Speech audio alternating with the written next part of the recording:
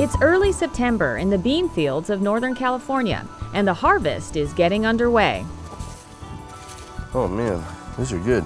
They are. Oh, these are nice. Okay, good deal. Farming cousins Chip Morris and Jerry Fry are engaged in what must be one of agriculture's toughest challenges. Growing beans is a complicated business. Well, the biggest challenge is trying to get a high enough yield per acre so the cost isn't prohibitive to the consumer. And you don't get very good yields out of a lot of them. And some of the most popular ones are the worst yielders. People don't really understand there's like over 2,000 different kinds of beans. First you had to figure out how they grow because they all have different characteristics, different root structures. Some are runners, some are half runners, some are bush. So you have to deal with each single bean differently. Mohr-Fry Farms grows 29 varieties on 300 acres near Thornton in the northern San Joaquin Valley. Getting a good crop from each variety requires a lot of careful and strategic planning.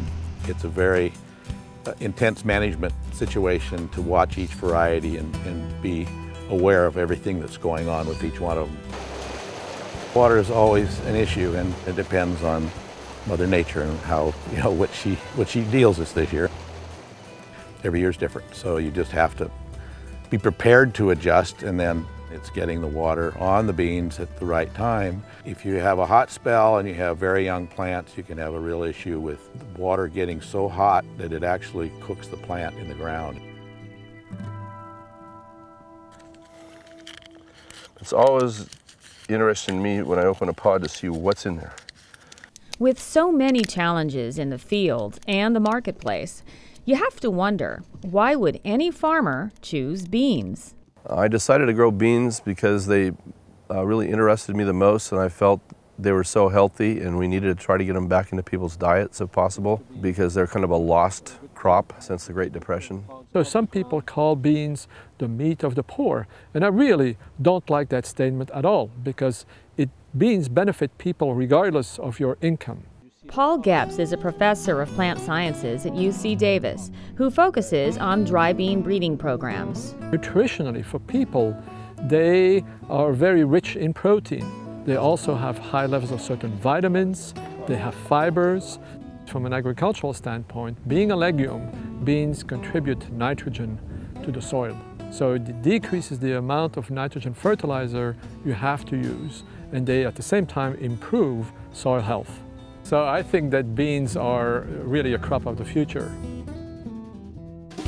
Professor Goepps's taste for beans is shared by the thousands of legume lovers attending the annual Dry Bean Festival in Tracy, where they can sample Mohr-Fry's current crop and share their favorite recipes. I like the combination of flavors. I just want to taste the beans.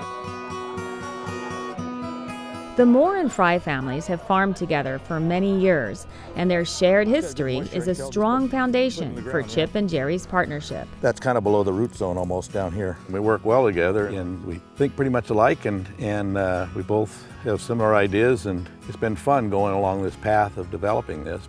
It takes time and it takes patience. We agree. Unfortunately, I guess we both seem to have the patience. If we change our mind, we're not going to get it. It's an exciting thing to watch the market develop. And it's nice that we're raising something and selling something that's good for people. I feel the consumption of beans is going up, and I think the thing that's kind of making it go faster than it has in the past, people now are used to wanting gluten-free. It's the big thing out there. I don't think it's a fad. And the wheat flour is about 11 to 12.5% protein. This is 38 to 41% protein. We take the guesswork out of it. This is what you get. We grow it. We grow it all here, right here in California. And we've been at it for, this is 158 years for Mohr-Fry ranches of continuous farming right here in California. And people like that.